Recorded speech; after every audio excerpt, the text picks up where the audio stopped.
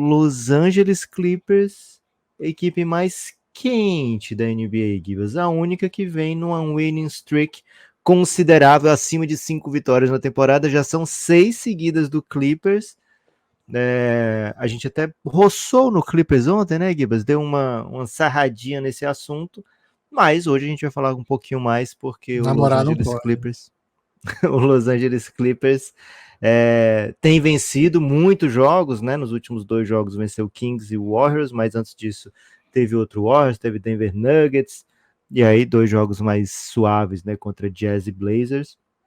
E tem ainda esse ano, Gibas, mais jogos duros, né? Vai ter Knicks, tem Pacers, tem Mavs, tem Thunder, tem Celtics, e aí tem um alíviozinho só contra Hornets e Grizzlies no final do ano. Mas assim, Gibas, são muitos jogos duros pro Los Angeles Clippers, mas vão pegar o Clippers num momento em que parece que eles estão sabendo quem são, sabe? E aí, Guilherme Tadeu, a gente costuma, pelo histórico, né, dos dois atletas, colocá-los em prateleira similar, né? O Russell Westbrook e James Harden, eles historicamente estão em prateleiras similares, né? Tem MVP, tem um monte de All-NBA, tem muitas estatísticas bizarras, né, de lado a lado. Mas um chegou no Clippers via buyout do Lakers e assinou com o Clippers direto, pelo mínimo, e agora renovou pelo mínimo. E o outro chegou de trocas relevantes, né? Desde antes de chegar no Clippers, fez trocas onde quem adquiriu pagava muito, e agora o Clippers fez uma troca que muita gente achou que o Clippers pagou demais pelo Harden, embora tenha sido a aquisição mais barata do Harden até hoje na NBA. Muita gente acha que pagou demais pelo que ele pode oferecer. Passados 20 jogos, quase 20 jogos, né, deles agora, Guilherme, dá para ter uma noção de que, poxa, esse é o Harden que o Clippers pagou, né? Esse é o Harden que o Daryl Morey sabia que estava perdendo, por isso que tinha que cobrar o seu preço, né, para trocá-lo.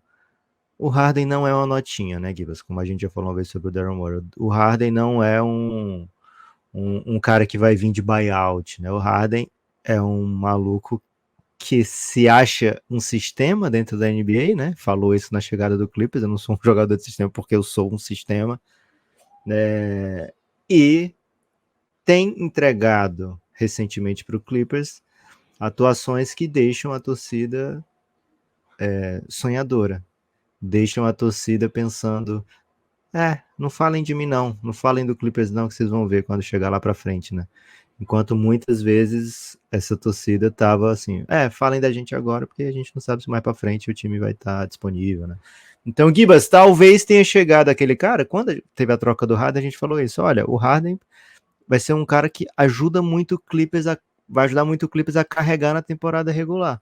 E lá nos playoffs, com todo mundo à disposição, tem jogadores que podem deixar o Harden num segundo plano, quando você precisa de uma bola decisiva, quando você precisa de uma defesa decisiva, né? Então, Gibas, o Clippers adquiriu o Harden imaginando que ele era um baita craque. Surpresa, surpresa, ele é um baita craque. O Harden, ele se coloca em algumas situações em que não é difícil você desistir do Harden, né? E aí muita gente vai desistindo no caminho. Agora, muita gente volta também, né? O Harden é um tipo de jogador que nas últimas trocas de time, em todas, ele saiu com muito problema. Quem é que tem saudade do Harden, Gibas? Não sei se alguém tem saudade do Harden propriamente, mas eu tenho certeza que o Houston tem ótimas lembranças, o Brooklyn um pouco menos, e o Sixers acho que quase nenhuma, né? E o OKC com certeza tem algumas lembranças, mas ainda é um É amor de melhor amar e juventude, perder né? do que nunca ser amado? Não sei, não sei. Eu acho que isso é uma questão mais difícil do que propriamente essa O reflexão. Harden. O Harden, Lucas, ele tem essa. Já diria que eles fizeram um filme sobre isso, que apagaram o cérebro as lembranças todas do Jim Carrey, as coisas foram para um caminho um pouco nebuloso, né? A memória de um brilho sem lembrança? Memória de uma mente. Um brilho de apagado de uma mente sem eterno de lembrança. uma mente sem lembrança. O brilho eterno de uma. Eu não sei qual é o título original, mas A tradução é essa. Certamente não é tão bom quanto esse, né? Acho que não. Então, o Harden te coloca em muitas situações em que você solta a mão dele, né? E não, nunca foi nosso caso aqui. Acho que a gente nunca tirou o Harden do espaço. E, cara, até foi uma coisa engraçada que, debatendo o time do Clippers, eu lembro que foi, cara, a solução é dar a bola para ele. A solução é essa. O Westbrook tem que vir do banco mesmo e tem que dar a bola para ele mesmo. E, assim, não tem muito para onde correr, né? É um jogador geracional que faz coisas que o resto do elenco não faz, cara. Ele é disparado o melhor passador do elenco. Disparado, disparado, disparado. Aliás, ele tá entre os melhores passadores da liga. Ontem, de novo, mostrou isso. Toda temporada ele briga para ser líder em assistências, mesmo quando ele é um cestinha, ele dá um número alto de assistências, porque ele gera muito jogo. E nos últimos anos, primeiro lá no Brooklyn Nets, quando ele jogou com o Kyrie e com o Durant, e depois quando ele chegou no Sixers para jogar com o Embiid, ele tem colocado à disposição desse papel de fazer o time jogar, ainda que fazer o time jogar passe por ele ficar muito tempo com a bola na mão. Então ele aumentou um pouco essa leitura de que o Harden é um amador. O Harden não é propriamente um 2. Ele talvez seja um dos maiores 2 da história, em pontos por jogo, em trajetória mesmo, pelo que ele fez lá no Houston Rockets, mas acho que cada vez mais está mais consolidado como o Harden amador. É uma nova passagem do Harden amador que está se apresentando aqui, porque nesse time não tem armador, né? O Westbrook é um armador, mas também não é propriamente um tradicional. Ele gera um tipo de vantagem para criar jogo para os outros, mas não é pelo ótimo passe, não é pela ótima leitura. Muitas vezes é pela agressividade, pela capacidade de quebrar a defesa. E de resto o elenco não tem outro. E o James Harden, cara, ele é um passador espetacular. Ontem teve assistências assim que você falou, ô louco, onde ele achou esse espaço? E não, assim, não é novidade o Harden ter alto nível de fazer o time jogar. Nos lembremos, no ano passado, e ele e Embiid fizeram a principal dupla da NBA em arremesso oriundo de assistência, né? O Embiid com os arremessos, ele das assistências. Nenhuma outra dupla da NBA fez mais pontos assim. Harden e fez parte desse MVP do Embiid. Claro que essas assistências viraram assistências porque o Embiid acertou os arremessos. E a partir disso tudo, o Harden criando num contra um é um exímio chutador, um dos melhores chutadores da liga. É verdade que ele estava fora de forma, é verdade que talvez nem esteja no auge, assim, não esteja no seu pleno vigor possível para a atualidade ainda, mas uma coisa que ele faz é ganhar jogo. Ele mete bola, ele é um exímio arremessador, um exímio passador, ele é um quebrador de problemas no ataque. E na defesa ele é um alvo, sim. Agora, esse Clippers tem trabalhado para protegê-lo. A inclusão do Terrence Mann na linha titular, a gente falou bastante sobre isso. Ontem foi uma vitória sem o Paul George, né? Então o time ainda estava com assim, o que você faz? Você não vai ter o Paul George? Qual que vai ser a alternativa? Trouxeram um cara que mata a bola, o Amir Coffey, mas que não precisa da bola na mão. E é o cenário ideal para o Harden, né? O Harden com usage alto é o que ele melhor pode oferecer para esse Clippers. Ele é a cara desse bom momento.